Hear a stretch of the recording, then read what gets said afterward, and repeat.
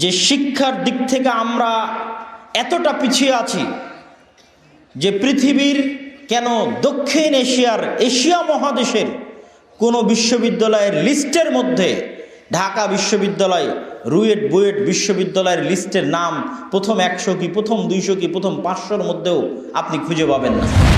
আমাদের মতো তৃতীয় বিশ্বের দেশের কাছে উন্নতি মানে হচ্ছে রাস্তাঘাট, ব্রিজ, কালভার্ট। কিন্তু রাস্তাঘাট, ব্রিজ, কালভার্ট যে প্রকৃত উন্নতি নয়, বরং প্রকৃত উন্নতি যে শিক্ষা, জ্ঞান, শিক্ষা এবং জ্ঞানে উপর লেভেলে যাওয়া, এটা যে প্রকৃত উন্নতি, এটা আমরা বুঝি না। নতুন যে শিক্ষা কারিকুলাম প্রণয়ন করা হয়েছে, এই শিক্ষা কারিকুলামের সবচেয়ে ভয়ঙ্কর দিক হচ্ছে যেখানে আমরা মুসলমান হিসেবে অন্তরের অন্তরস্থল থেকে বিশ্বাস করি যে গান বাজনা হচ্ছে হারাম। গান বাজনা কি? একটু জোরে বলেন, গান বাজনা কি? হারাম। এবং কোনো হারাম যখন প্রকাশ্যে করা হয় তখন এটা আল্লাহর আযাব এবং গজব আসার কারণ হয়। মানে গান বাজনা এই অঞ্চলের যুবকেরা শুনতেছে কিন্তু গোপনে একাই বাড়িতে মোবাইলে কানে ইয়ারফোন দিয়ে, এটার একটা লেভেল আছে। এটা ওপেনলি ফুলপুর অঞ্চল ময়মনসিংহের উপর আল্লাহর আযাব আসার কারণ হবে না। কিন্তু যখন এই ওপেন আরজুল আমান মাঠে একটা ড্যান্সের আয়োজন করা হবে, গানের আয়োজন করা হবে, তখন যে কোনো মুহূর্তে এই অঞ্চলে আল্লাহর আযাব আসতে পারে না? পারে না? পারে।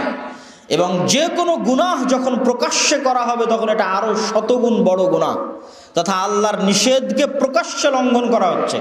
তাহলে কল্পনা করেন সেটা তখন কত বড় হতে পারে যখন আল্লাহর নিষেধকে প্রকাশ্যে স্কুলের সিলেবাসে অন্তর্ভুক্ত করে প্রত্যেক মুসলমানের সন্তানকে ক্লাসে তার শিক্ষক দিয়ে গান বলতে, হারমোনিয়াম বাজাতে এবং ড্যান্স শিখাতে বাধ্য করা হবে। তখন এটা কত উপর পর্যায়ের, কত ভয়ঙ্কর এবং জঘন্য রকমের গুনাহের কাজ হতে পারে।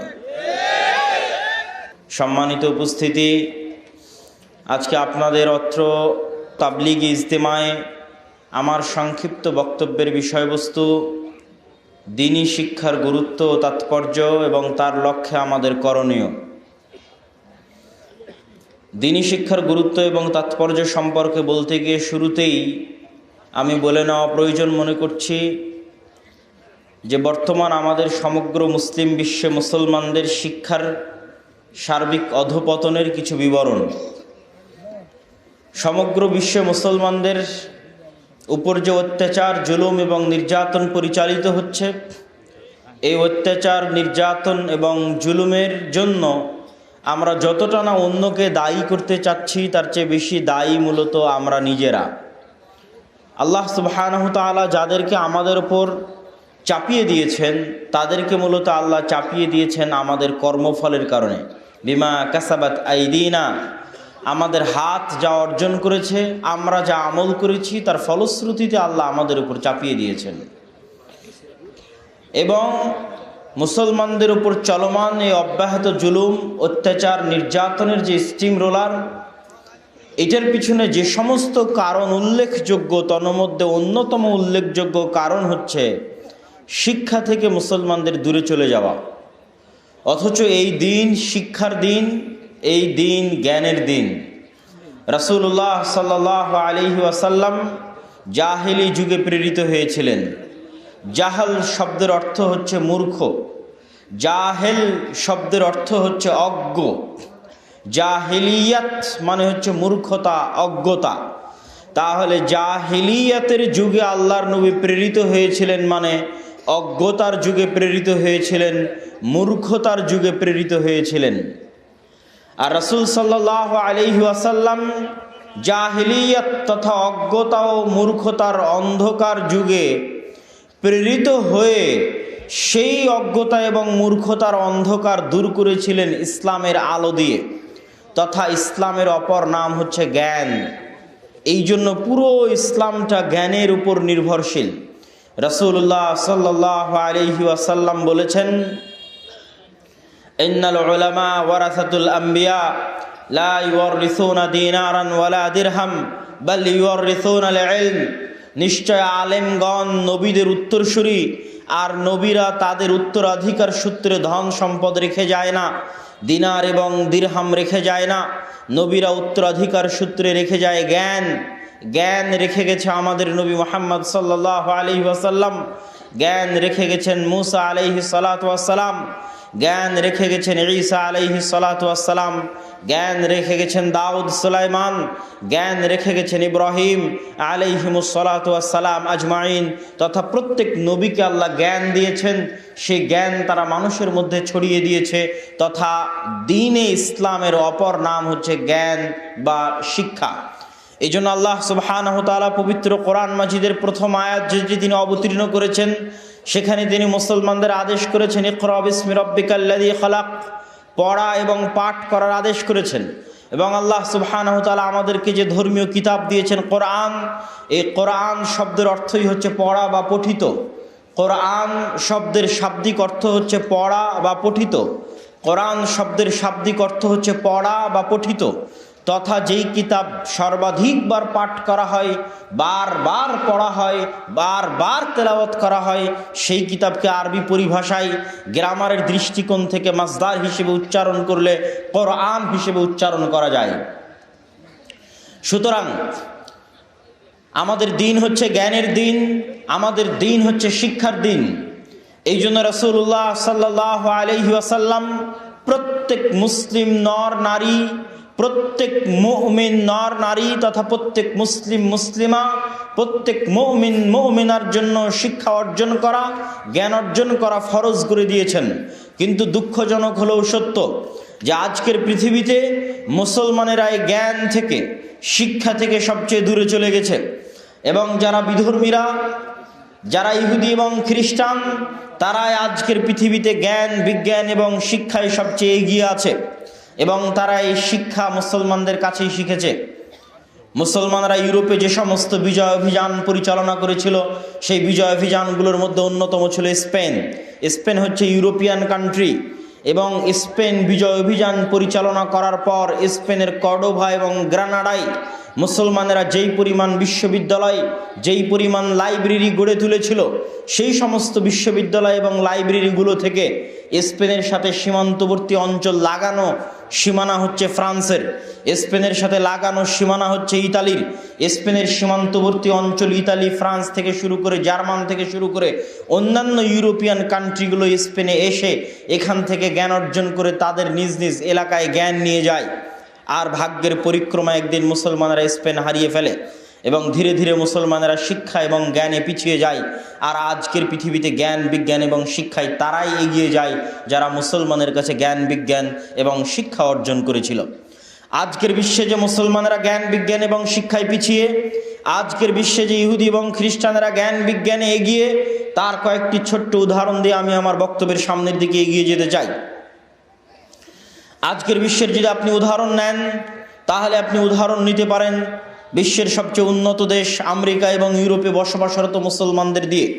আপনি উদাহরণ নিতে পারেন আরব বিশ্বের মুসলমানদের দিয়ে, আপনি উদাহরণ নিতে পারেন ভারতের মুসলমানদের দিয়ে, আপনি উদাহরণ নিতে পারেন বাংলাদেশের মুসলমানদের নিয়ে।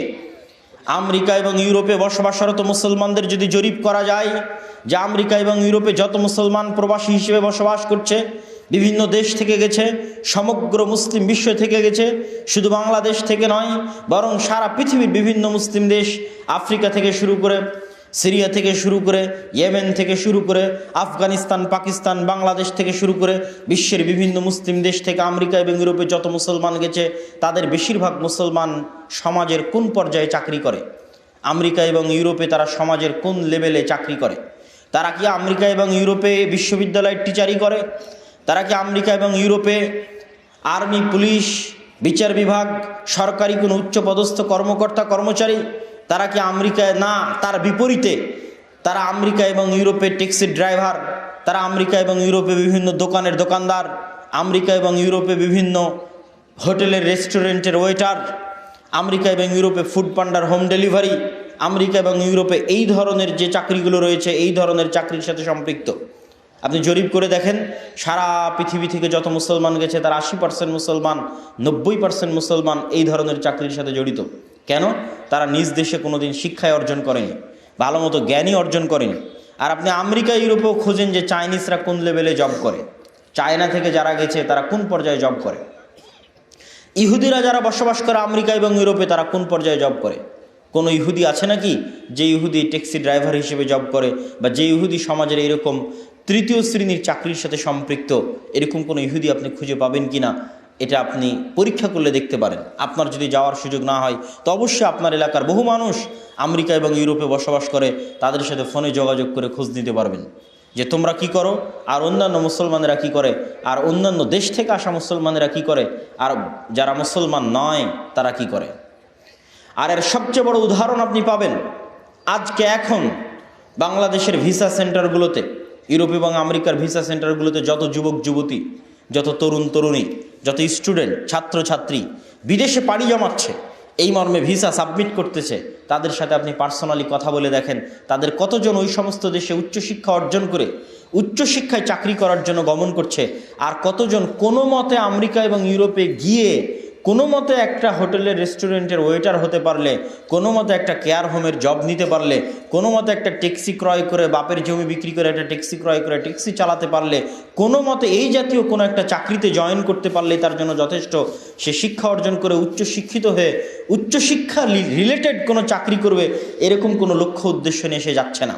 শুধু তাই নয়, সমগ্র মুসলিম বিশ্ব থেকে যত মুসলমান জমা হয়েছে অবৈধ পথে আমেরিকা এবং ইউরোপে প্রবেশ করার জন্য, তাদের উপর জরিপ চালিয়ে দেখেন।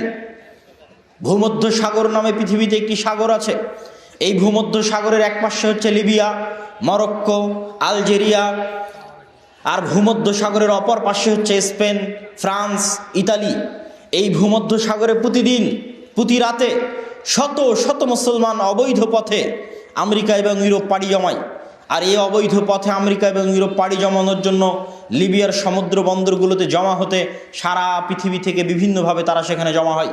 যেমন বাংলাদেশের শত শত যুবক দুবাইয়ের ভিসা নিবে, দুবাইয়ের ভিসা নিয়ে দুবাই থেকে আবার লিবিয়ার ভিসা নিবে, লিবিয়া থেকে মরুভূমির মধ্যে দিয়ে দালালদের হাত ধরে ধরে সেই সমুদ্রের ধারে যাবে এবং রাতের বেলা বাতাস দিয়ে ফুলানো নৌকার উপর চড়বে 200 জন, 300 জন, 400 জন। রোহিঙ্গারা তাও বাংলাদেশে এসেছিল কাঠের নৌকায়, আর এরা চড়বে হচ্ছে মাত্র বাতাস দিয়ে ফুলানো নৌকার ওপর, যে নৌকার কিছুই নাই, শুধু বাতাস দিয়ে ফুলিয়ে রাখা আছে। সেই নৌকায় আরোহণ করবে, এই নৌকার যাত্রী সব মুসলমান। এদের ভাগ্যে শুধু দুইটা বিষয়, হয় ভূমধ্য সাগরে ডুবে মারা যাবে, আর না হয় আমেরিকা এবং ইউরোপের কাছে ভিক্ষা করবে, শরণার্থী হিসেবে আশ্রয় প্রার্থনা করবে। আমেরিকা এবং ইউরোপের বিভিন্ন দেশের যারা কোস্ট গার্ড আছে, বিভিন্ন ইন্টারন্যাশনাল মানবাধিকার সংস্থার যারা কর্মচারী চাকরিজীবী আছে, তারা যদি দয়া করে এদেরকে উদ্ধার করে তাদের শরণার্থী শিবিরে আশ্রয় দেয়, তাহলে 1 বছর 2 বছর 5 বছর পর আস্তে আস্তে অবৈধ থেকে বৈধ হবে এবং ওই রকম নিম্ন লেভেলে চাকরি বাকরি করে জীবন পার করে দিবে। এই যে নৌকা, এই নৌকার উপর 300-400 জন যে মুসলমান আছে, এটা হচ্ছে গোটা মুসলিম বিশ্বের চিত্র। কেননা ওই নৌকায় শুধু বাংলাদেশের মুসলমানেরা নাই, ওই নৌকায় ইয়েমেনের মুসলমান আছে, লিবিয়ার মুসলমান আছে, আলজেরিয়ার মুসলমান আছে, মরক্কোর মুসলমান আছে, লিবিয়া সিরিয়ার মুসলমান আছে, সারা পৃথিবী থেকে মুসলমান জমা হয়েছে। আবার এটাও নিশ্চিত থাকেন ওই নৌকাতে অন্য ধর্মের কোনো মানুষই নেই, এটাও নিশ্চিত থাকেন। তথা পৃথিবীতে একমাত্র এরকম নিম্ন লেভেলে আল্লাহ নামিয়ে দিয়েছে মুসলমানদেরকে। সারা পৃথিবীর মুসলমানদের চিত্র একটা ছবির মধ্যে আপনি ধরতে পারবেন এই নৌকাটাতে, যে মুসলমানদের কি অবস্থা সারা পৃথিবীতে, মুসলমানদের শিক্ষা দীক্ষার কি অবস্থা, মুসলমানদের শক্তি সামর্থ্যের কি অবস্থা, মুসলমানদের অসহায়ত্বের কি অবস্থা। সম্মানিত উপস্থিতি, এটা গেল মোটামুটি আমেরিকা ইউরোপে বসবাসরত মুসলমানদের চিত্র আপনাদের সামনে তুলে ধরলাম। আরব বিশ্বের কাছে আসেন। আরব বিশ্বের মুসলমানদেরকে আল্লাহ অঢেল সম্পদ দিয়েছে, কিন্তু আরব বিশ্বের মুসলমানরা সে অঢেল সম্পদ পর্যটন এবং বিনোদনে লাগিয়ে দিচ্ছে। এক পাশে ইসরায়েল ফিলিস্তিনের মাটিতে গাজায় হাজারো মুসলমানদেরকে বম মেরে হত্যা করতেছে নিষ্ঠুর, নির্দয়, নির্মমভাবে।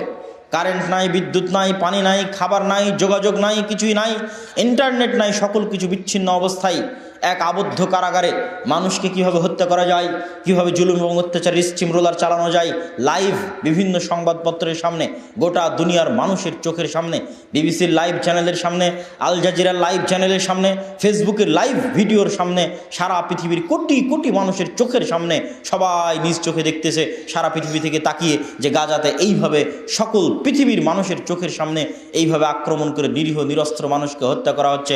অথচ তার পাশেই মুসলমানেরা চেষ্টা করছে কিভাবে তারা ফুটবল বিশ্বকাপ আয়োজন করবে, কিভাবে বিভিন্ন দেশ বিদেশে দামি দামি খেলোয়াড়দেরকে ভাড়া করে নিয়ে আসবে, নায়ক নায়িকা এবং গায়ক গায়িকাদের ভাড়া করে নিয়ে এসে ড্যান্স এবং নাচ গানের আয়োজন করবে, এগুলো নিয়ে ব্যস্ত আছে। অথচ তাদের কাছে টাকা আছে, তাদের কাছে পয়সা আছে, তারা চাইলে মুসলমানদের শিক্ষার জন্য ব্যাপক যুগান্তকারী বৈপ্লবিক পরিবর্তন সাধন করতে পারত।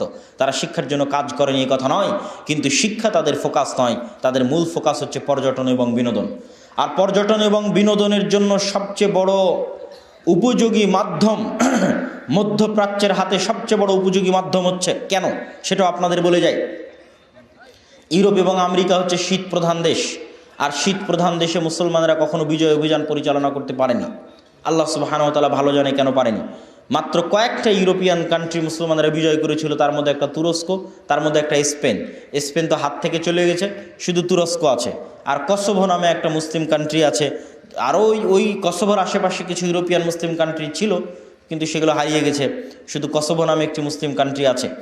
তো যেটা বলছিলাম, ইউরোপ এবং আমেরিকা হচ্ছে শীত প্রধান দেশ। শীত প্রধান দেশে সমুদ্রে গোসল করা যায় না।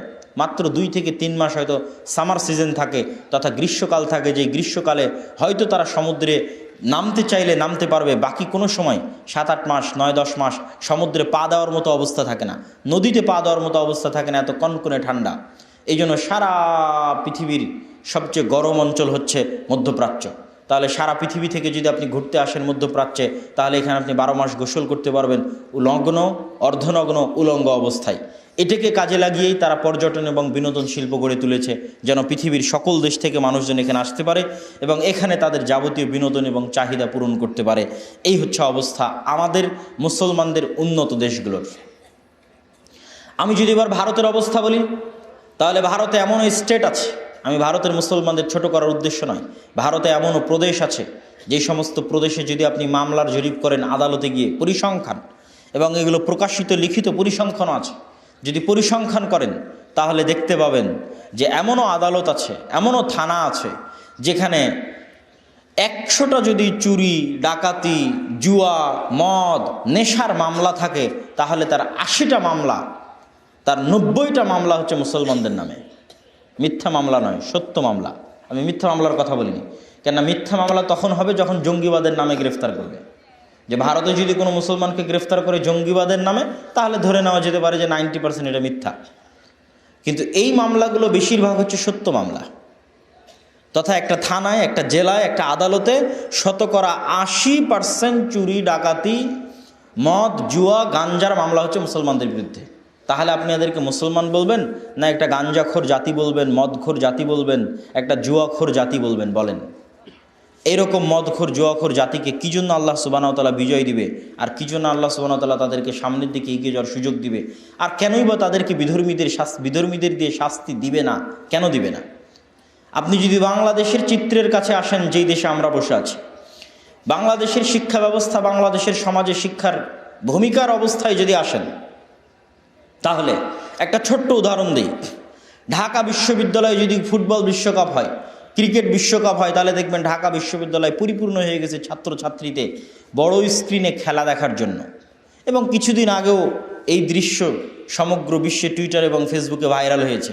এখানে যদি কোনো শিক্ষিত ছেলে থাকে, কোনো শিক্ষিত যুবক, তরুণ এবং স্টুডেন্ট থেকে থাকে, তাহলে আমি তাদেরকে চ্যালেঞ্জ দিয়ে বলতে চাই, তোমরা সার্চ করো যে লাস্ট যে ক্রিকেট বিশ্বকাপে অস্ট্রেলিয়া খেললো, অস্ট্রেলিয়ার কোনো বিশ্ববিদ্যালয়ের ছাত্রছাত্রী এইভাবে তাদের বিশ্ববিদ্যালয়ে একত্রিত হয়ে তাদের দেশের খেলা দেখার জন্য সময় বের করেছে কিনা।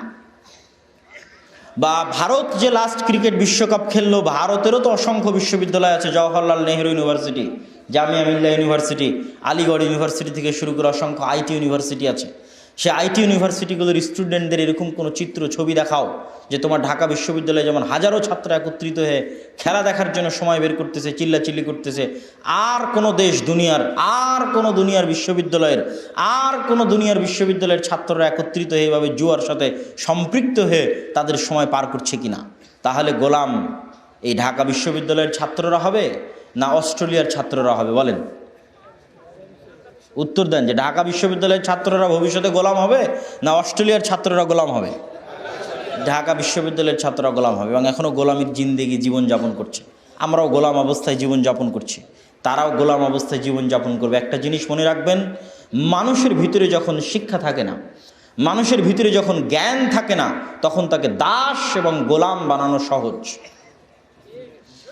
এবং আমরা সে অবস্থায় বসবাস করছি, এবং আমাদেরকে শিক্ষা দিতে হবে। রাষ্ট্রের এটার প্রয়োজন নাই। কি জন্য রাষ্ট্রের এটার প্রয়োজন নাই যে তার নাগরিক সুশিক্ষিত হোক, তার নাগরিক উন্নত হোক শিক্ষার দিক থেকে? এই জন্য প্রয়োজন নাই যে একজন আত্মমর্যাদা সম্পন্ন, আত্মসম্মান বোধ সম্পন্ন মানুষকে আপনি 5,000 টাকা দিয়ে বলতে পারবেন না যে অমুককে মেরে আসো। 10,000 টাকা দিয়ে বলতে পারবেন না একজন সুশিক্ষিত মানুষকে যে অমুক বাসে আগুন দিয়ে দাও। এরকম মানুষকে টাকা দিয়ে আপনি ক্রয় করতে পারবেন না। কিন্তু যে বিড়িখোর, মদখোর, জুয়াখোর, ফ্রি ফায়ার পাবজির নেশা আসক্ত, যে মূর্খ, অজ্ঞ, যে অশিক্ষিত, বেকার, তাকে আপনি 5টা টাকা দিয়েও মানুষের উপর হামলা করাতে পারবেন। তাহলে আপনার টিকে থাকার জন্য শিক্ষিত মানুষ আপনার জন্য হুমকি। বরং আপনার টিকে থাকার জন্য আপনার লাগবে গুন্ডা, আপনার লাগবে অশিক্ষিত মূর্খ। তাহলে গোটা দেশের মানুষ যদি অশিক্ষিত মূর্খ জাহেল হয়, তাহলে আমার জন্য তাদেরকে পরিচালনা করা, তাদেরকে গোলাম এবং দাস বানিয়ে রাখা সহজ। এই গোটা ফুলপুরের মানুষকে যদি আমি অশিক্ষিত মূর্খ বানিয়ে রাখতে পারি, তাহলে আমি যদি এখানকার শাসক হই, তাহলে ফুলপুরের মানুষকে আমার গোলাম এবং দাস বানিয়ে রাখা সহজ। তাহলে কেন আমি চাইবো যে এদের ছেলেমেয়েরা শিক্ষিত হোক? শিক্ষিত হলেই তো আত্মমর্যাদা সম্পন্ন হবে, শিক্ষিত হলেই তো আর কথা শুনবে না, শিক্ষিত হলেই তো আর গোলাম থাকবে না। এই জন্য প্রয়োজন নাই।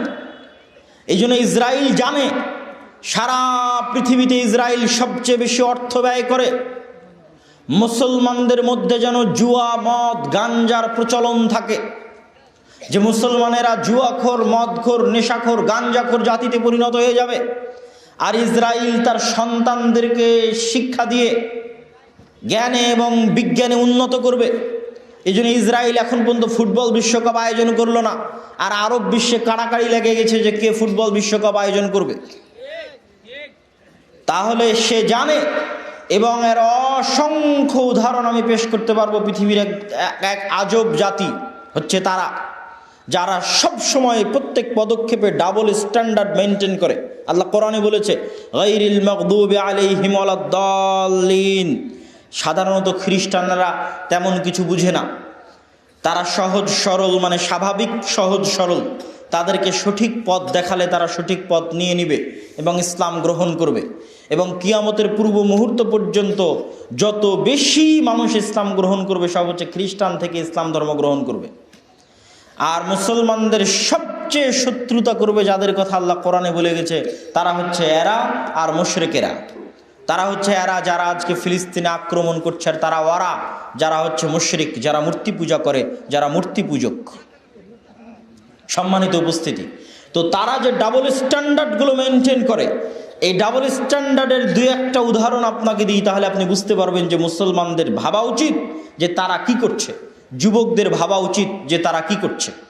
তাদের ডাবল স্ট্যান্ডার্ডগুলোর অন্যতম একটা ডাবল স্ট্যান্ডার্ড হচ্ছে তারা তাদের মধ্যে কোনোদিন সুদের লেনদেন করবে না। ইহুদিরা কখনো আর এক ইহুদির কাছ থেকে সুদি লেনদেন করে না, অথচ সারা পৃথিবীতে সবচেয়ে বড় সুদের কারবার তারাই করে, তথা সারা দুনিয়ার মানুষের সাথে সুদের লেনদেন করবে, সুদের ব্যাংক চালাবে, সুদের অ্যাকাউন্ট পরিচালনা করবে, পৃথিবীর অর্থনীতিকে সুদের মাধ্যমে নিজের হাতে কুক্ষিগত করে রাখবে, কিন্তু নিজেরা কখনো সুদের লেনদেন করবে না। সারা পৃথিবীর মানুষকে শিখিয়েছে, তোমরা বাচ্চা 2টা করে নাও অথবা 1টা করে নাও, ছেলে হোক মেয়ে হোক, 2টি সন্তানই যথেষ্ট, একটি হলে আরও ভালো। অথচ একটা ইহুদি ফ্যামিলি আপনি খুঁজে পাবেন না যার 1টা বা 2টা সন্তান। না হলে এখন এখান থেকে উঠে গিয়ে আমেরিকা এবং ইউরোপের যে কোনো দূর সম্পর্কের আত্মীয় আছে, ফোন দিয়ে বলবেন তোমার আশেপাশে কোনো ইহুদি যদি থেকে থাকে আমাকে একটু খোঁজ নিয়ে জানাবা যে ওই ইহুদি পরিবারের কয়টা সন্তান আছে। তাহলে আজকে আমার বক্তব্য আপনি এখনই গিয়ে পরীক্ষা করতে পারবেন, প্রায় সব ইহুদি পরিবারে 5টা, 7টা, 8টা, 9টা, 10টা করে তারা বাচ্চা নিয়ে থাকে। অথচ সারা পৃথিবীতে এটা প্রচার করার জন্য তারাই বেশি অর্থ ব্যয় করে, বিশেষ করে মুসলমানদের মধ্যে, বিশেষ করে আরও ফিলিস্তিনের মধ্যে, যে ফিলিস্তিনের মুসলমানেরা যেন 1টা 2টার বেশি বাচ্চা না নেয়। এটাই হচ্ছে স্বাস্থ্য সচেতনতা। আর ওই ফিলিস্তিনের পাশে ইসরায়েলে তারা 5টা, 7টা, 10টা করে বাচ্চা নিবে। এই হচ্ছে তাদের ডাবল স্ট্যান্ডার্ড। এরকম অসংখ্য, অগণিত আছে। সারা পৃথিবীর মানুষ যেন এই সমস্ত free fire, PUBG, cricket, football এই সমস্ত জুয়া নিয়ে ব্যস্ত থাকে, তাহলে সারা পৃথিবীকে শাসন করা তাদের জন্য সহজ, সারা পৃথিবীকে কন্ট্রোল করা সহজ, মুসলমানদেরকে গোলাম বানানো সহজ, মুসলমানদেরকে হত্যা করা সহজ। কেন? তখন গরু, ছাগল, ভেড়ি, বকরির মতো হত্যা করা যাবে। আর যদি শিক্ষিত হয় তাহলে শক্তিশালী হবে, যদি শিক্ষিত হয় আত্মমর্যাদা বোধ সম্পূর্ণ হবে। সম্মানিত উপস্থিতি, বলছিলাম আমাদের দেশের কথা। আপনি যদি বাংলাদেশের মুসলমানদের অবস্থা দেখেন শিক্ষার দিক থেকে, তাহলে একটা ছোট্ট উদাহরণ তো দিলাম, আরও কয়েকটা ছোট্ট উদাহরণ নেন যে শিক্ষার দিক থেকে আমরা এতটা পিছিয়ে আছি যে পৃথিবীর কেন দক্ষিণ এশিয়া মহাদেশের কোনো বিশ্ববিদ্যালয়ের লিস্টের মধ্যে ঢাকা বিশ্ববিদ্যালয়, রুয়েট, বুয়েট বিশ্ববিদ্যালয়ের লিস্টের নাম প্রথম 100 কি প্রথম 200 কি প্রথম 500-র মধ্যেও আপনি খুঁজে পাবেন না। শুধু তাই নয়, আমাদের মতো তৃতীয় বিশ্বের দেশের কাছে উন্নতি মানে হচ্ছে রাস্তাঘাট, ব্রিজ, কালভার্ট। কিন্তু রাস্তাঘাট, ব্রিজ, কালভার্ট যে প্রকৃত উন্নতি নয়, বরং প্রকৃত উন্নতি যে শিক্ষা, জ্ঞান, শিক্ষা এবং জ্ঞানে উপর লেভেলে যাওয়া, এটা যে প্রকৃত উন্নতি, এটা আমরা বুঝি না। আমরা মনে করছি যে আমরা গার্মেন্টসের মাধ্যমে উন্নত হয়ে গেছি, অনেক টাকা পয়সার মালিক হয়ে গেছি। আমরা মনে করছি প্রবাসীরা আমাদের কাছে রেমিটেন্স পাঠাচ্ছে, সেটা দিয়ে আমরা উন্নত হয়ে গেছি। আমরা মনে করেছি রাস্তাঘাট, ব্রিজ, কালভার্ট তৈরি করেছি, সেটা দিয়ে উন্নত হয়ে গেছি। এই তিনটারই আপনাকে পয়েন্ট আমি ভেঙে দিই। আজকে বাংলাদেশে যে গার্মেন্টস শিল্প আছে, বাংলাদেশের গাইবান্ধা, গোবিন্দগঞ্জ, জামালপুর, রংপুর, নীলফামারী, কুড়িগ্রাম, ঠাকুরগাঁও, পঞ্চগড় এই অঞ্চলের মানুষ 6,000 টাকা বেতনে গার্মেন্টসে চাকরি করে দেখেই এই দেশে গার্মেন্টস চলে। চায়না চেষ্টা করতেছে যেন এর চেয়ে কম মূল্যে আফ্রিকান দেশগুলো থেকে তারা গার্মেন্টস দিতে পারে আমেরিকা এবং ইউরোপকে। যেই দিন তারা দিতে পারবে সেই দিন বাংলাদেশের গার্মেন্টস বন্ধ হয়ে যাবে। তাহলে বাংলাদেশের গার্মেন্টসের পিছনে মূল ফ্যাক্টরটা হচ্ছে বাংলাদেশের মানুষ কম বেতনে কাজ করে দেয়। এই জন্য নয় যে আমরা শিক্ষিত। যদি আমরা শিক্ষিত হতাম তাহলে ওই প্যান্ট আর শার্ট সেলাই করে উন্নত হওয়া যায় না। প্যান্ট শার্ট সেলাই করে উন্নত হওয়া গেলে আমেরিকা, ইউরোপও প্যান্ট শার্ট সেলাই করা জানে। তারা যদি পারমাণবিক বম বানানো জানে তো প্যান্ট শার্ট সেলাই করা জানে না ভাই? জানে না? জানে। তাহলে যে আমেরিকা, ইউরোপ পারমাণবিক বম তৈরি করতে পারছে, বাংলাদেশের কাছে কি ঠেকা পড়েছে প্যান্ট শার্ট বানিয়ে নিতে হবে, আর সেই প্যান্ট শার্ট বানিয়ে বাংলাদেশ বলবে আমি উন্নত হয়ে গেছি? জি না। এই প্যান্ট শার্ট বানানোর জন্য, সেলাইয়ের জন্য আপনি যে মজুরি চান, এত কম মজুরিতে দুনিয়াতে আর কেউ গোলামি, দাসত্ব করে না। তো এত কম মজুরিতে আপনি গোলামি করেন, দাসত্ব করেন, তাই আপনার থেকে কিনতেছি। এবার আপনি প্রবাসীদের কথা বলেন, জরিপ করেন। সৌদি, কুয়েত, কাতার, বাহরাইনে যত প্রবাসী চাকরি করতেছে, আমি কখনই প্রবাসী ভাইদের কষ্ট দেওয়ার উদ্দেশ্যে বলছি না, তারা কোন লেভেলে চাকরি করতেছে, কোন লেভেলে। এমনকি ইন্ডিয়ান, পাকিস্তানিদের চাইতেও নিম্ন লেভেলে আমাদের বাংলাদেশি ভাইয়েরা চাকরি করে। অন্তত ইন্ডিয়ানরা তো অন্তত দুবাইয়ে গেলে হোটেলের ম্যানেজার পোস্টে অন্তত ইন্ডিয়ানদের পাবেন। যে যত দুবাইয়ের হোটেল আছে, রেস্টুরেন্ট আছে, সবগুলোর ম্যানেজার পোস্টে অন্তত ইন্ডিয়ানরা আছে। আর শুধু পরিষ্কার পরিচ্ছন্নর কাজে কারা আছে? আমরা আছি। যেমন মদিনা ইসলামী বিশ্ববিদ্যালয়ের ক্লাসরুমে বসে আছি, তা আমরা যখন মদিনা ইসলামী বিশ্ববিদ্যালয়ের ক্লাসরুমে বসে থাকি, তখন যখন আমাদের ক্লাসটা পরিষ্কার করার জন্য আমাদের বাংলাদেশি ভাইয়েরা আসে, অবশ্যই এই কাজটা নিম্নমানের কাজ নয়, পরিষ্কার পরিচ্ছন্ন করা ভালো কাজ। কিন্তু ওখানে আরও 10টা জাতির ছাত্র বসে আছে, মালয়েশিয়ান বসে আছে, সৌদিরা বসে আছে, আরও বিভিন্ন দেশের ছাত্ররা বসে আছে, তার মধ্যে আমিও একজন বাংলাদেশি বসে আছি। তো ওখানে শিক্ষক হিসেবে এসেছে এক দেশের নাগরিক, হয়তো আর এক জায়গায় আর একটা দায়িত্ব পালন করছে আর এক দেশের নাগরিক, কিন্তু পরিষ্কার পরিচ্ছন্ন করতে এসেছে কোন দেশের নাগরিক? বাংলাদেশের। এটা হচ্ছে আমাদের জাতিগত অবস্থান। আমরা যে শিক্ষিত নই এবং আমাদের যে শিক্ষা দীক্ষা নাই তার প্রমাণ, তার জ্বলন্ত উদাহরণ যে মুসলমানদের কাছে শিক্ষা দীক্ষার গুরুত্ব নাই। আর কেন সরকারের প্রয়োজন নাই আপনাকে শিক্ষিত করার? এই জন্য যে আপনি মূর্খ অবস্থাতেও গার্মেন্টসে চাকরি করে যে ইনকামটা সরকারকে দিচ্ছেন, আপনি মূর্খ অবস্থাতেও প্রবাসে চাকরি করে যে রেমিটেন্স সরকারকে দিচ্ছেন, এটাই তার জন্য অনেক বেশি। সুতরাং আপনাকে শিক্ষিত করে অনেক উপরে নিয়ে যেতে হবে এই চিন্তা কারো মাথায় নাই। বরং সেই যতটুকু শিক্ষা দীক্ষা আমাদের দেশে ছিল, ততটুকু শিক্ষা দীক্ষাকে কিভাবে ধ্বংস করা যাবে, যত সামান্য পরিমাণ শিক্ষা আমাদের দেশে ছিল সেটাও কেমনে ধ্বংস করা যায়। যে 5টা 10টা ডাক্তার বাংলাদেশে হতো, অচল অথর্ব ডাক্তার, না হলে এত মানুষকে কি জন্য ইন্ডিয়াতে চিকিৎসার জন্য যেতে হয়।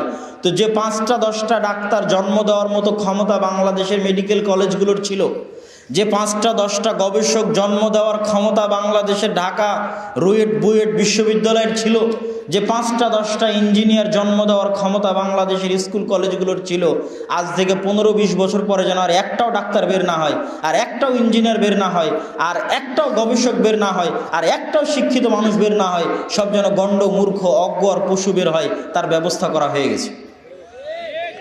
নতুন যে শিক্ষা কারিকুলাম প্রণয়ন করা হয়েছে, এই শিক্ষা কারিকুলামের সবচেয়ে ভয়ঙ্কর দিক হচ্ছে, যেখানে আমরা মুসলমান হিসেবে অন্তরের অন্তরস্থল থেকে বিশ্বাস করি যে গান বাজনা হচ্ছে হারাম।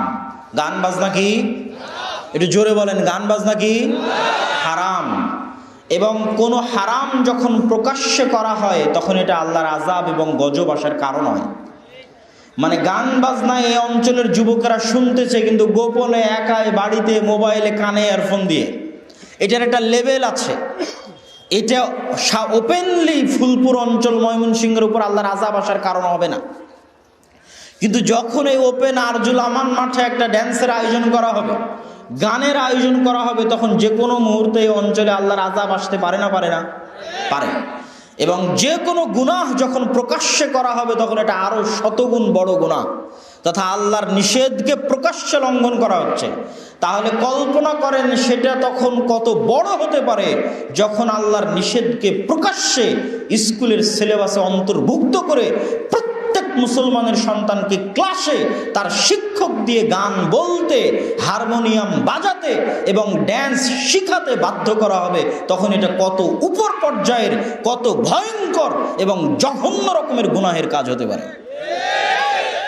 এবং এই ধরনের প্রকাশ্য জঘন্য নিকৃষ্ট গুনাহ আল্লাহর আযাব এবং গজব আসার কারণ হয়ে দাঁড়াবে।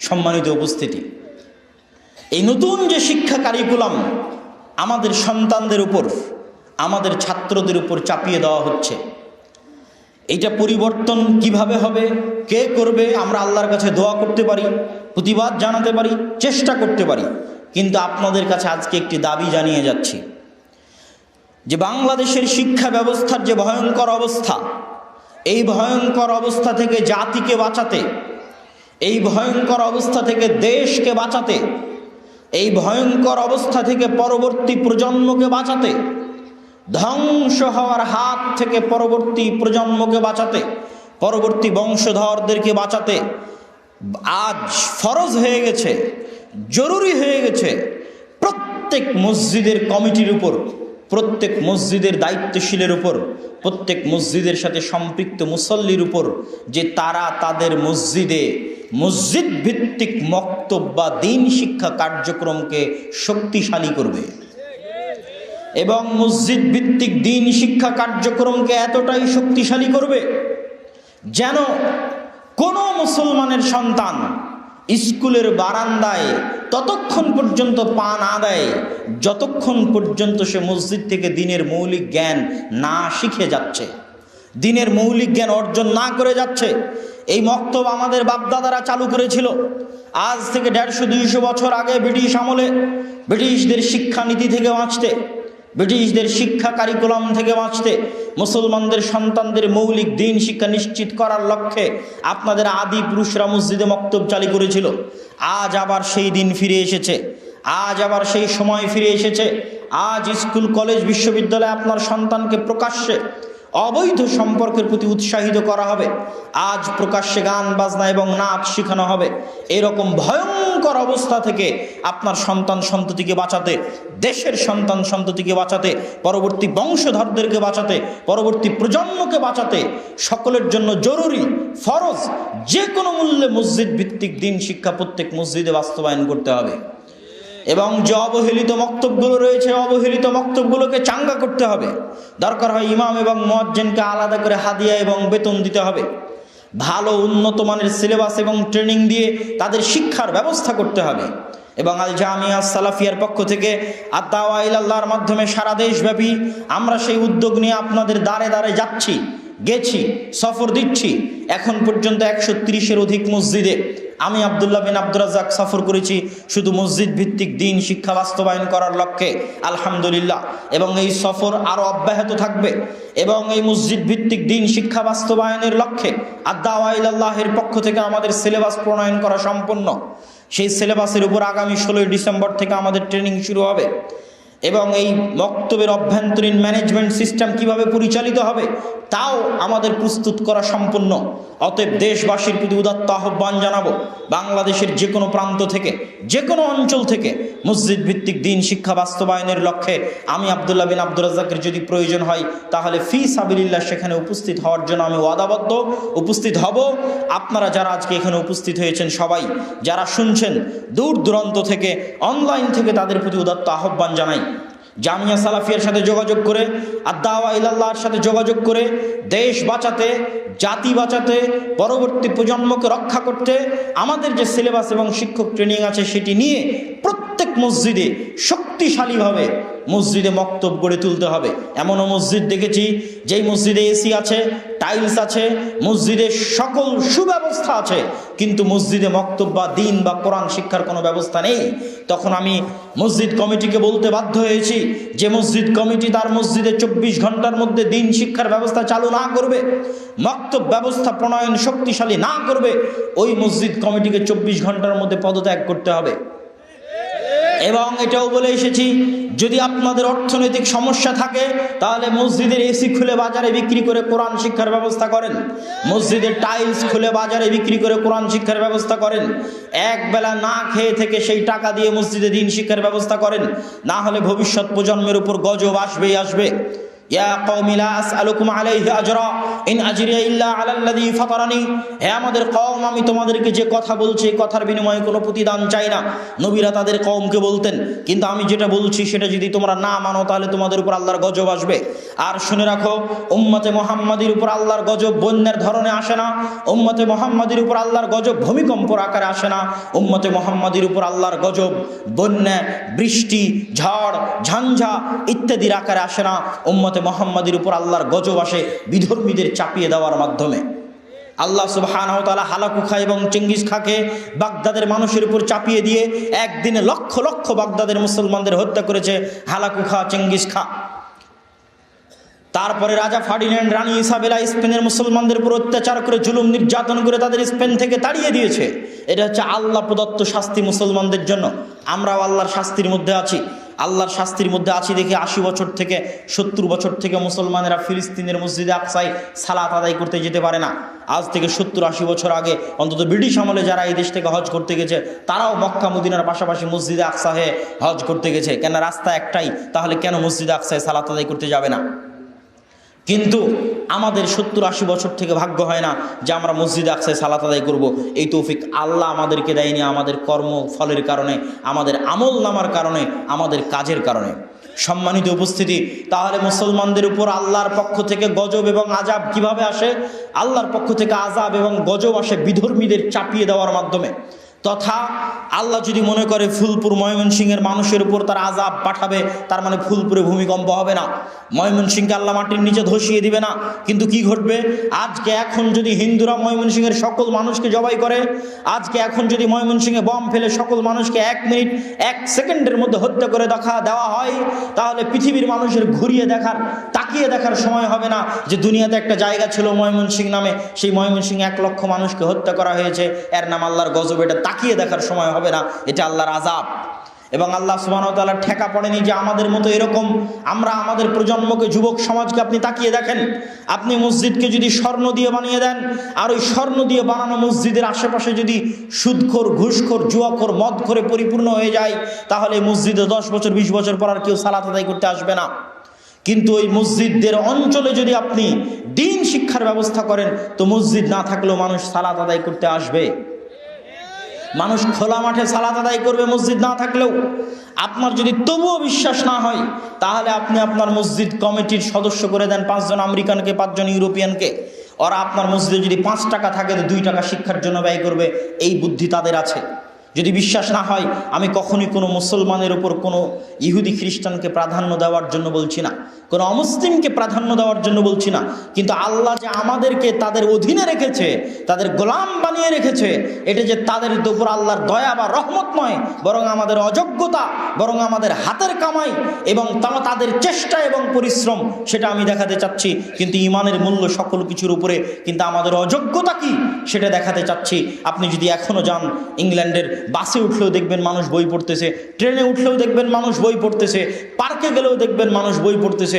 গোটা বাংলাদেশ খুঁজে আপনি পাবেন না যে কেউ কোথাও বই পড়তেছে। এটা একটা ছোট্ট আপনাকে উদাহরণ দিলাম, এরকম অসংখ্য উদাহরণ আছে।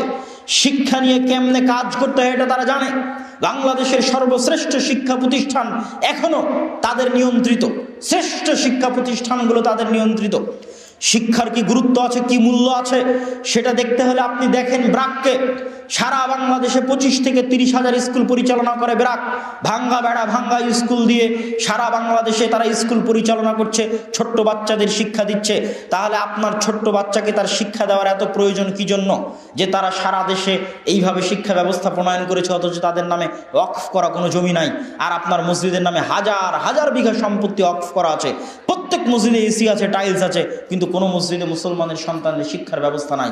কেন? ওই সবার মাথায় যেমন সরকারের মাথায় ভূত আছে রাস্তাঘাট হচ্ছে উন্নতি, সেরকম কমিটির মাথায় ভূত আছে যে এসি আর টাইলস হচ্ছে উন্নতি। অথচ প্রকৃত উন্নয়ন হচ্ছে শিক্ষা, জ্ঞান। আপনি অত্র অঞ্চলের মুসলমানদের শিক্ষার জন্য কি করতে পেরেছেন? মসজিদ শুধু ইবাদতের জন্য নয়, মসজিদ সমাজে ভূমিকা রাখতে হবে, সমাজে অবদান রাখতে হবে। আর একটা জিনিস মনে রাখবেন, যদি আমাদের অবস্থা এরকমই চলতে থাকে যে আমরা শিক্ষা থেকে দূরে, জ্ঞান থেকে দূরে, আমাদের পরবর্তী প্রজন্ম এইভাবে এই কারিকুলামের মাধ্যমে অজ্ঞ, মূর্খ, জুয়াখোর, মদখোর, গাঞ্জাখোর জাতিতে যদি পরিণত হয়ে যায়, তাহলে আমাদের হাত দিয়ে আল্লাহ বিজয় দিবে না। ফিলিস্তিনের মুসলমানদের উপর অত্যাচার হচ্ছে, দেখলে কষ্ট পাই, কষ্ট পেতে হবে, এটা ইমানি দায়িত্ব। কিন্তু ফিলিস্তিনের মুসলমানেরা ওই অত্যাচার থেকে বাঁচবে প্রতিবাদ দিয়ে নয়, ওই অত্যাচার থেকে বাঁচবে মিছিল দিয়ে নয়, ওই অত্যাচার থেকে বাঁচবে অনলাইন ফেসবুক টুইটারের প্রতিবাদের মাধ্যমে নয়, হ্যাশট্যাগের মাধ্যমে নয়। ওই অত্যাচার জুলুম থেকে বাঁচতে পারবে একমাত্র ওই উপায়ে, যেই উপায়ে আল্লাহ সুবহানাহু ওয়া তাআলা এই উম্মতের প্রথম অংশকে মুক্তি দিয়েছিলেন। আল্লাহ নবী হাদিসে বলেছেন, ইন্নাল্লাহ ইয়ারফাউ বিহাদাল কিতাবে আকওয়ামান ওয়া ইয়াদউ বিহি আখারিন। আল্লাহ এই উম্মতের একটা অংশকে উপরে উঠিয়ে দিয়েছে এই কিতাবের কারণে, আর একটা অংশকে নিচে নামিয়ে দিয়েছে এই কিতাবের কারণে। তথা যাদের বাড়িতে, যাদের ঘরে, যাদের সমাজে এই কিতাবের মূল্য যেমন, তাদেরকে আল্লাহ দুনিয়াতে করে দিবে তেমন। আজকে রোহিঙ্গা মুসলমানদের অবস্থা, বাংলাদেশের মুসলমানদের অবস্থা ওই রকম, যেই রকম তাদের বাড়িতে, তাদের ঘরে এই কিতাবের অবস্থা। এই কিতাবের অবস্থা যদি তাদের বাড়িতে, তাদের ঘরে, তাদের সমাজে উপরে উঠতে, তাহলে আল্লাহ সুবহানাহু ওয়া তাআলা তাদেরকেও পৃথিবীতে উপরে উঠিয়ে দিবেন। কিন্তু আল্লাহর দিন বিজয়ের জন্য আমাদের মুখাপেক্ষী আল্লাহ নয়, যে আল্লাহর ঠেকা পড়েছে যে এই সমস্ত বাংলাদেশি, পাকিস্তানি, ইন্ডিয়ান, আরাবিয়ান, এদের মাধ্যমে আল্লাহকে তার দিনকে বিজয় করতে হবে, এটা আল্লাহর ঠেকা পড়েনি। আল্লাহ সুবহানাহু ওয়া তাআলা যদি প্রয়োজন মনে করেন, দেখেন যে এদেরকে কোনো মতে পরিবর্তন করা যাচ্ছে না, তাহলে আল্লাহ ওই আমেরিকান, ইউরোপিয়ানদেরকে মুসলমান বানিয়ে দিবে। এর উদাহরণ নেবেন পৃথিবীতে, এরও উদাহরণ আছে। বাগদাদে যখন হালাকু খান, চেঙ্গিস খান বাগদাদের মুসলমানদের, লক্ষ লক্ষ মুসলমানদের যখন জবাই করলো, তখন আল্লাহ মুসলমানদেরকে ওই বাগদাদের মুসলমানদের হাত দিয়ে আর মুক্তি দেয়নি। কি করেছে জানেন? এই হালাকু খা, চেঙ্গিস খানের পরবর্তী বংশধরকে আল্লাহ মুসলমান করে দিয়েছে। হালাকু খা, চেঙ্গিস খানের তৃতীয় পরবর্তী বংশধর মুসলমান হয়ে গেছে। সম্মানিত উপস্থিতি, আমরা আলোচনা করছিলাম শিক্ষার গুরুত্ব, মসজিদ ভিত্তিক শিক্ষা কার্যক্রমের গুরুত্ব এবং তাৎপর্য। মসজিদ ভিত্তিক শিক্ষা কার্যক্রমের গুরুত্ব এবং তাৎপর্য বলতে গিয়ে আপনাদের সামনে আর দুটি কথা বলে, আর দুটি পয়েন্ট উল্লেখ করে, গুরুত্বপূর্ণ দুটি পয়েন্ট উল্লেখ করে আমার বক্তব্য সামনের দিকে এগিয়ে নিয়ে যাব। সম্মানিত উপস্থিতি, মসজিদ ভিত্তিক দ্বীন শিক্ষার অন্যতম অংশ হচ্ছে কোরআন শিক্ষা। আর কোরআনের সবচেয়ে বড় শত্রু হচ্ছে শয়তান। কোরআনের সবচেয়ে বড় শত্রুকে, এর জোরে বলেন, কোরআনের সবচেয়ে বড় শত্রুকে? শয়তান। আল্লাহ সুবহানাহু ওয়া তাআলা কোরআন মাজিদ পড়ার আগে আমাদের শিখিয়ে দিয়েছেন ফাস্তাইজ মিনাশ শাইতানির রাজিম, তোমরা বলো আউযু বিল্লাহি মিনাশ শাইতানির রাজিম। আর বাকি সকল কাজের আগে আল্লাহ শিখিয়ে দিলেন যে তোমরা বলো বিসমিল্লাহ। সকল কাজের আগে শিখিয়ে দিলেন বিসমিল্লাহ, আর কোরআন পড়ার আগে শিখিয়ে দিলেন বলতে হবে আউযু বিল্লাহি মিনাশ শাইতানির রাজিম। শয়তান থেকে বাঁচতে চাই, রহস্য কি? রহস্য এটাই যে কোরআন আপনাকে শয়তান পড়তে দিবে না। কেননা কোরআনের সবচেয়ে বড় শত্রু হচ্ছে শয়তান। কোরআনের সবচেয়ে বড় শত্রু কি জন্য শয়তান? শয়তান এই পৃথিবীর মানুষকে যেই মায়াজালে আবদ্ধ করে রেখেছে, শয়তান এই পৃথিবীর মানুষকে যেই ভ্রান্তির মধ্যে আবদ্ধ করে রেখেছে, পাগল বানিয়ে রেখেছে, এই ভ্রান্তি এবং মায়াজাল থেকে মুক্তি দিতে পারে একমাত্র কোরআন। কি কি ভ্রান্তির মধ্যে আবদ্ধ করে রেখেছে? আল্লাহ কোরআনে বলছেন আলহাকুমুত তাকাসুর হাত্তা যুরতুমুল মাকাবির। ছোট্ট বাচ্চা যখন কাঁদে তখন ওই বাচ্চাকে কান্না ভুলিয়ে রাখার জন্য যখন আপনি খেলনা দেন, মায়ের দুধ খাওয়ার জন্য কাঁদতেছে, আপনি খেলনা দিয়ে ভুলিয়ে রেখে দিলেন যে তোমাকে মায়ের দুধ খেতে হবে। ঠিক তেমনি শয়তান আদম সন্তানকে ভুলিয়ে রাখে দুনিয়ার চাকচিক্য দিয়ে। যুয়্যিনা লাহুমুশ শাইতানু মা কানু ইয়ামালুন। শয়তান তাদের সামনে সৌন্দর্য করে পেশ করে তারা যা করে। সকালে ঘুমিয়ে আছে, ওর নিজের ইচ্ছায় ঘুমিয়ে নাই, শয়তান তার সামনে সুন্দর করে পেশ করেছে যে ঘুমিয়ে থাকার কত মজা। সে গান শুনছে, তার নিজের ইচ্ছায় গান শুনছে না, শয়তানের প্ররোচনায় গান শুনছে। শয়তান তার সামনে সকল কিছুকে সুন্দর করে পেশ করেছে। এই দুনিয়ার চাকচিক্য মোহ মায়া দিয়ে শয়তান তাকে একটা জিনিসই ভুলিয়ে রাখতে চায়, আর সেটা হচ্ছে মৃত্যু। যে মানুষ কোনোদিন মারা যাবে এই কথা যেন মানুষ স্মরণ করতে না পারে। এটা কে ভুলিয়ে রাখতে চায়? জোরে বলেন, কে ভুলিয়ে রাখতে চায়? শয়তান ভুলিয়ে রাখতে চায় যে আমরা কোনোদিন মারা যাব। অসংখ্য যুবক আছে ঘুমাতে ঘুমাতেও মোবাইল চালায়, ঘুম থেকে উঠেও মোবাইল চালায়। এর কি কোনো সুযোগ আছে এটা স্মরণ করার যে সে মারা যাবে? কোনো সুযোগ নাই এটা স্মরণ করার যে সে মারা যাবে। আর এটাই হচ্ছে শয়তানের ষড়যন্ত্র। সম্মানিত উপস্থিতি, আল্লাহ সুবহানাহু ওয়া তাআলা শয়তানকে এক আজীব শক্তিশালী ভয়ঙ্কর ক্ষমতা দিয়ে রেখেছেন যে শয়তান সরাসরি আমাদের অন্তরে মেসেজ করতে পারে। শয়তান সরাসরি আমাদের অন্তরে বার্তা দিতে পারে। কল দিতে হয় না, ফোন করতে হয় না, চিঠি লিখতে হয় না, মোবাইলে মেসেজ দিতে হয় না, সরাসরি অন্তরে পাঠিয়ে দেয়। ইউয়াসবিসু ফি সুদুরিন নাস, সরাসরি মানুষের অন্তরে পাঠিয়ে দেয়। এই জন্য এটা শয়তানের সবচেয়ে বড় ভয়ঙ্কর অস্ত্র, যে মানুষ জানে না কোনটা তার ইচ্ছা আর কোনটা শয়তানের প্ররোচনা, কেউ জানে না। নাফসে মুতমাইন্না, নাফসে লাওয়ামা, নাফসে আম্মারা, সব বিপদে, প্রত্যেক নাফস বিপদে শয়তান 24 ঘন্টা প্রতিনিয়ত তাকে প্ররোচনা দিচ্ছে ভ্রান্তির পথের দিকে নিয়ে যাওয়ার জন্য। আর এটা শয়তানের ওয়াদা। শয়তান ওয়াদা করতে গিয়ে কোরআনে আল্লাহ শয়তানের পক্ষ থেকে বলছে ওয়ালা উদিল্লান্নাহুম ওয়ালা আমুরান্নাহুম ওয়ালা, আমি অবশ্যই আদম সন্তানকে পথ ভ্রষ্ট করব, আমি অবশ্যই আদম সন্তানকে অন্যায়ের কাজে আদেশ দিব। ফাবিমা আগুয়াইতানি লাআকুদান্নাহুম সিরাতাকাল মুস্তাকিম, আমি অবশ্যই আদম সন্তানের সিরাতে মুস্তাকিমে চলার পথে বাধা হয়ে দাঁড়াবো। এই জন্য আল্লাহ কোরআনে বলেছে ইন্নাশ শাইতানা লাকুম আদুউম মুবিন, শয়তান তোমাদের প্রকাশ্য শত্রু। শয়তান কোনো কাল্পনিক চরিত্রের নাম নয়, শয়তান একটা বাস্তব চরিত্র, যার কথা বলতে গিয়ে রাসূল সাল্লাল্লাহু আলাইহি সাল্লাম বলেছেন ইয়াজরি মাজরাদ দাম, শয়তান মানুষের রক্ত কণিকার মধ্যে চলতে পারে, মানুষের রগে রগে চলতে পারে। অতএব শয়তান আমাদেরকে কন্ট্রোল করতে চাই, আমাদেরকে তার গোলাম বানাতে চাই, আমাদেরকে তার দাস বানাতে চাই। আল্লাহ কোরআন মাজিদে বলছেন আফারাইতা মান ইত্তাখাযা ইলাহাহু হাওয়া, তোমরা কি দেখনি তাদের অবস্থা যারা তাদের নাফসকে ইলাহ বানিয়ে নিয়েছে। মুসলমানদের ইলাহ হচ্ছে আল্লাহ, লা ইলাহা ইল্লাল্লাহ, কিন্তু দুনিয়াতে কিছু মানুষ আছে যারা ইলাহ বানিয়ে নিয়েছে তার নাফসকে তথা শয়তানকে। তার নাফসকে শয়তান যেটা বলে ও ওইটাই করে। শয়তান ওকে যখন যেটা আদেশ করে ও নির্দ্বিধায় নিশ্চিন্তে তখন সেটা করে। তাহলে শয়তানের এই ভয়ঙ্কর ষড়যন্ত্র থেকে মানুষ বাঁচবে কিভাবে? আল্লাহ সুবহানাহু ওয়া তাআলা সূরা বাকারার মধ্যে বলছেন ফাইম্মা ইয়াতিয়ান্নাকুম মিন্নি হুদান ফামান তাবিআ হুদায়া ফালা খাউফুন আলাইহিম ওয়ালা হুম ইয়াহজানুন। হে আদমের সন্তান, আমি তোমাদের শত্রু হিসেবে শয়তানকে বানিয়ে দিয়েছি। শয়তান কিয়ামত পর্যন্ত চেষ্টা করবে তোমাদের জাহান্নামে নিয়ে যাওয়ার জন্য। তবে আমার পক্ষ থেকে নবী যাবে, আমার পক্ষ থেকে রাসূল যাবে, আমার পক্ষ থেকে কিতাব যাবে। যারা আমার পাঠানো নবী রাসূল এবং কিতাবের দেখানো পথে চলবে তাদের কোনো ভয় নাই, কোনো দুশ্চিন্তা নাই। কিন্তু আল্লাহ এটাও জানে যে আল্লাহর পক্ষ থেকে কিতাব আসার পরেও, আল্লাহর পক্ষ থেকে নবী আসার পরেও, আল্লাহর পক্ষ থেকে রাসূল আসার পরেও মানুষ পথ ভ্রষ্ট হবে, মানুষ পথ হারিয়ে ফেলবে, মানুষ শয়তানের ধোকায় পা দিবে, তাহলে মানুষ বাঁচবে কিভাবে? নবী আসার পরেও, রাসূল আসার পরেও, কিতাব থাকার পরেও যদি মানুষ গুনাহ করে তাহলে বাঁচবে কিভাবে? এই জন্য আল্লাহ সুবহানাহু ওয়া তাআলা একটা অফার দিয়েছেন মানুষকে, শয়তানের বিরুদ্ধে গিয়ে একটা চ্যালেঞ্জ করেছেন আল্লাহ, যে শয়তান সকাল থেকে সন্ধ্যা পর্যন্ত মানুষকে যত গুনাহ করাবে, মৃত্যু পর্যন্ত, জন্ম থেকে মৃত্যু পর্যন্ত শয়তান মানুষকে যত গুনাহ করাবে, মানুষ যদি একবার আল্লাহর নিকটে ফিরে গিয়ে তওবা করে ইস্তেগফার করে, তাহলে শয়তানের সকল ষড়যন্ত্র বাতিল করে আল্লাহ মানুষের গুনাহকে ক্ষমা করে দিবে। বলেন আল্লাহু আকবার। এটার মাধ্যমে মানুষ জান্নাতে যাবে। নিজের আমল দিয়ে মানুষের জান্নাতে যাওয়ার সুযোগ থাকবে না। মানুষ জান্নাতে যাবে আল্লাহর দয়া, আল্লাহর রহমত এবং আল্লাহর ক্ষমার মাধ্যমে।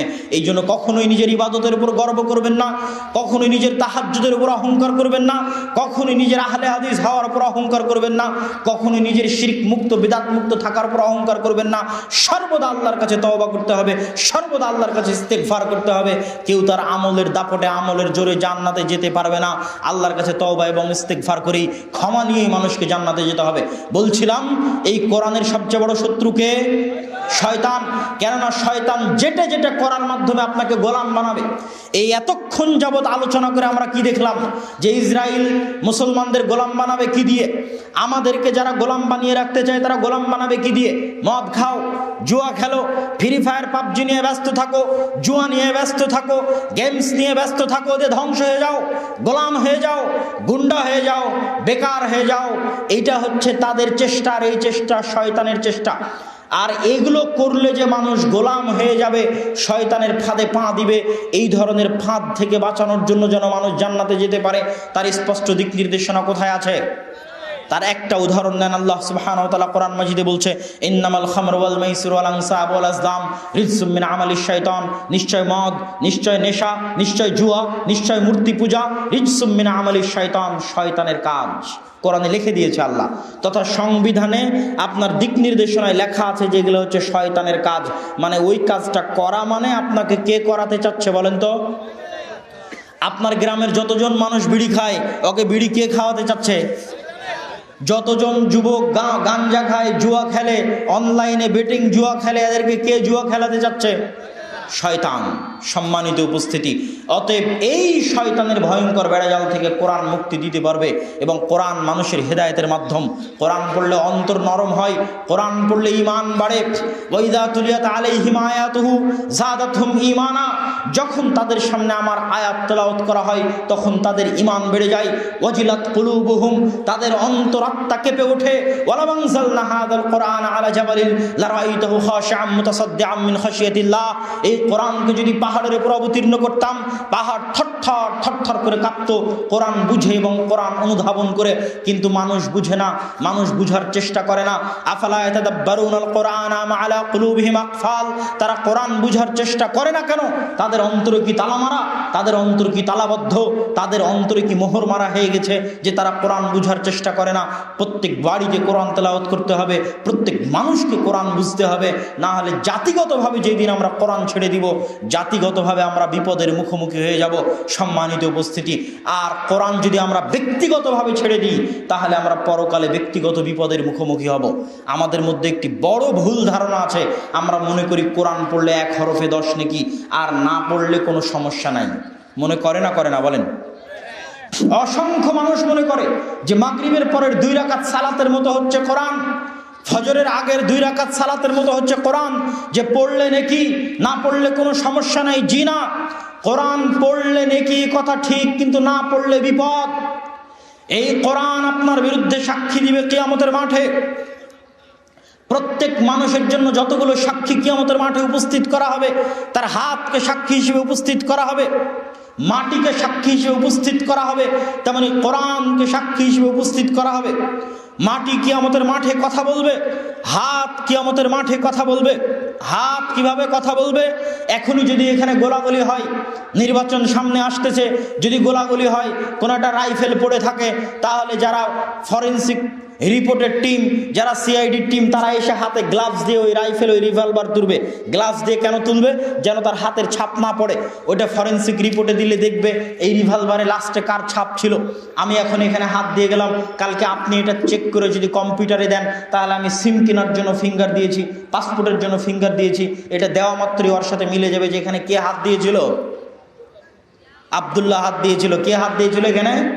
আব্দুল্লাহ হাত দিয়েছিল। আজকের আধুনিক বিজ্ঞান, এখানে দেখা যাচ্ছে না যে আমি হাত দিয়েছিলাম, কিন্তু পরীক্ষা করে বের করে দিচ্ছে। তাহলে আল্লাহ যদি এই হাতের চামড়ার মধ্যে ওই সিস্টেম রেখে দেয় যে যেখানে যেখানে আমি হাত দিয়েছিলাম সেটা এটা সেভ হয়ে আছে, কিয়ামতের মাঠে কথা বলবে অসম্ভব কিছু? যেখানে আজকের আধুনিক বিজ্ঞান পাচ্ছে, সেখানে আল্লাহ সুবহানাহু ওয়া তাআলা কেন পারবেন না? সম্মানিত উপস্থিতি, ঠিক তেমনি মাটিও কথা বলবে। যে মাটি থেকে আপনি বিঘার বিঘা বাদাম উৎপাদন করতেছেন, যেই মাটি থেকে আপনি বিঘাকে বিঘা কালাই উৎপাদন করতেছেন, যেই মাটি হাজার বছর থেকে মানুষের খাবার উৎপাদন করতেছে, এত বিশাল বিশাল গাছ জন্ম দিয়েছে, সেই মাটি কিয়ামতের মাঠে কথা বলতে পারবে না? মাটির যদি নিজস্ব কোনো ক্ষমতাই না থাকতো, মাটির যদি নিজস্ব কোনো শক্তি না থাকতো, তাহলে এই মাটি থেকে কোশ্চিনকালেও কোনো গাছ বের হতো না। ওই মাটির শক্তি আছে, ক্ষমতা আছে, আল্লাহ দিয়েছে। এই জন্য মাটি থেকে হাজার হাজার মন গাছ উৎপাদন হচ্ছে, ধান উৎপাদন হচ্ছে, গম উৎপাদন হচ্ছে, যুগ যুগ কাল কাল থেকে উৎপাদন হচ্ছে। এই মাটিকে আল্লাহ যেই দিন আদেশ করবে, সেই দিন এই মাটি কথা বলবে আমাদের বিরুদ্ধে। ঠিক তেমনি কোরআন, সূরা বাকারা, সূরা আলে ইমরান পড়বে তো সূরা বাকারা, সূরা আলে ইমরান ইয়াতি কাল গামামান, দুইটা মেঘমালার মতো, মেঘখণ্ডের মতো ছায়া দিবে কিয়ামতের মাঠে। আর পড়বেন না, তাহলে কিয়ামতের মাঠে সাক্ষী দিবে আল্লাহর বাড়িতে কোরআন ছিল, এর ঘরে কোরআন ছিল, এর মসজিদে কোরআন ছিল, এর সারা জীবনে বিসিএস, অনার্স, মাস্টার্স, পিএইচডি, নির্বাচন থেকে শুরু করে, সরকারি চাকরি থেকে শুরু করে, বিয়ে শাদী থেকে শুরু করে, দল করা, রাজনীতি করা থেকে শুরু করে সব কিছু করার সুযোগ হয়েছে। খালি কি পড়ার সুযোগ হয়নি বলেন তো? কোরআন পড়ার সুযোগ হয়নি। সম্মানিত উপস্থিত, কোরআন বুঝার সুযোগ হয়নি। এই উম্মতের প্রথম অংশ এই কোরআন দিয়ে মুক্তি পেয়েছে, এই শেষ অংশ এই কোরআন দিয়ে মুক্তি পাবে। ওমর ইবনুল খাত্তাব রাদিয়াল্লাহু তাআলা আনহু আল মসজিদুল আকসা বিজয় করেছেন। তার কারণ হচ্ছে তাদের মধ্যে কোরআন ছিল, কোরআন পড়তেন, বুঝতেন এবং আমল করতেন। আর আজকে আমরা অধপতিত, নির্যাতিত এবং মাজলুম এই কারণে যে আমরা হচ্ছে দিনের শিক্ষা থেকে, কোরআনের শিক্ষা থেকে দূরে চলে গেছি। সম্মানিত উপস্থিতি, আমার এই বক্তব্যের আমি সামারি আপনাদের সামনে পেশ করে দিই, সারমর্ম আপনাদের সামনে পেশ করে দিই। সারমর্ম হচ্ছে, আমরা যদি পরবর্তী প্রজন্মকে বাঁচাতে চাই, এই যে আমাদের সামনে আমাদের দাওয়া ইলাল্লাহর যে সিলেবাস, মক্তব, মসজিদ ভিত্তিক মক্তবের জন্য যে গতানুগতিক মক্তবগুলোতে শুধুমাত্র কোরআন শিক্ষার ব্যবস্থা করা হয়, তা আমরা শুধু কোরআন শিক্ষার ব্যবস্থা তো রেখেছি, তার পাশাপাশি কিভাবে তারা মৌলিক দিন শিখতে পারবে তারও ব্যবস্থা আমরা রেখেছি। এই শিক্ষাগুলো যেন আপনাদের প্রত্যেক মক্তবে, প্রত্যেক মসজিদে ছড়িয়ে যায়, এটার উদ্যোগ নিতে হবে। আর আল্লাহর কাছে দোয়া করতে হবে, আজকে আপনারা যেই মাটিতে বসে আছেন, এই মাটি এবং তার আশেপাশের মাটিতে যেন আল্লাহ সুবহানাহু ওয়া তাআলা ভবিষ্যতে অতি দ্রুত, অতি অল্প সময়ের মধ্যে জামিয়া সালাফিয়া ময়মনসিংহ বিভাগের জন্য জামিয়া সালাফিয়া প্রতিষ্ঠা করার তৌফিক দান করে, আল্লাহুম্মা আমিন। এবং এই মাটিতে যেন আমরা অদূর ভবিষ্যতে অতি নিকটে সালাফি কনফারেন্স আয়োজন করতে পারি। ময়মনসিংহ বিভাগের সালাফি কনফারেন্স যেন আমরা এই মাটিতে আয়োজন করতে পারি, আল্লাহ যেন আমাদের সেই তৌফিক দান করে, বলেন আল্লাহুম্মা আমিন। আমরা অন্তরস্থল থেকে দোয়া করতে চাই, যারা আজকের এই সম্মেলন বাস্তবায়ন করেছে, এই তাবলিগ ইজতেমা বাস্তবায়ন করেছে, অত্র গ্রামের মানুষ, অত্র অঞ্চলের মানুষ, দূর দূরান্ত থেকে আসা মানুষজন যারা এই সম্মেলনে উপস্থিত হয়েছে, সহযোগিতা করেছে, আল্লাহ প্রত্যেকের এই সহযোগিতাকে কবুল করুন, আল্লাহুম্মা আমিন। আমরা আরো দোয়া করতে চাই আমাদের অসহায়, নির্যাতিত ফিলিস্তিনি ভাই ও বোনদের জন্য, গাজার ভাই ও বোনদের জন্য, যেন আল্লাহ সুবহানাহু ওয়া তাআলা আমাদের ফিলিস্তিনের, গাজার মুসলিম ভাই এবং বোনদেরকে অত্যাচারীদের থেকে, তাদের নির্যাতন থেকে মুক্তি দান করেন, আল্লাহুম্মা আমিন। আর আপনাদেরকে আরো একটা দাবি জানিয়ে যেতে চাই, যতদিন আপনাদের এই ময়মনসিংহে সালাফি কনফারেন্স আয়োজন না হচ্ছে, ততদিন আপনারা জামিয়া সালাফিয়া রূপগঞ্জ, নারায়ণগঞ্জের যে সালাফি কনফারেন্স 7 ও 8ই মার্চ, এই সালাফি কনফারেন্সকে মূল্যায়ন করার চেষ্টা করবেন, অংশগ্রহণ করার চেষ্টা করবেন। আল্লাহ আপনাদের তৌফিক দান করুক, আল্লাহুম্মা আমিন।